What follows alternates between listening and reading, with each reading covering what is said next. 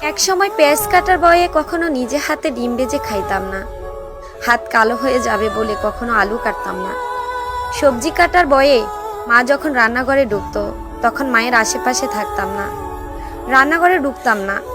যদি হাত পুড়ে যায় আর পোড়া হাতের দাগ নিয়ে বাজে দেখা যাবে, এই ব্যাপারটা খুব গুরুত্ব দিতাম। খাবার শেষে প্লেটটা টেবিলে রেখে উঠে যেতাম, তবুও মায়ের কোনো অভিযোগ ছিল না।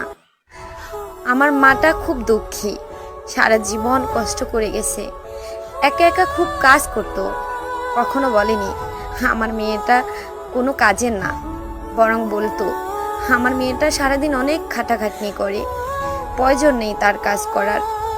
আজ যখন পেঁয়াজ কাটি, সবজি কাটি, আলু কাটি, রান্না করি, তেল ছিটিয়ে গায়ে এসে পড়ে, উফ শব্দটাও করার সময় পাই না। তখন মায়ের মুখটা চোখে ভেসে আসে, আর দুই চোখে জল গড়ে পড়ে মায়ের জন্য।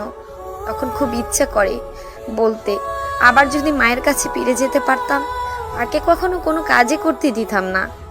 আজ মায়ের কষ্টটা উপলব্ধি করি, সেও তো হয়তো তার মায়ের খুব আদরের মেয়ে ছিল। আবারও বলতে ইচ্ছে করে, তোমাকে বুকে জড়িয়ে, মা ভালোবাসি তোমায়, আই লাভ ইউ মা।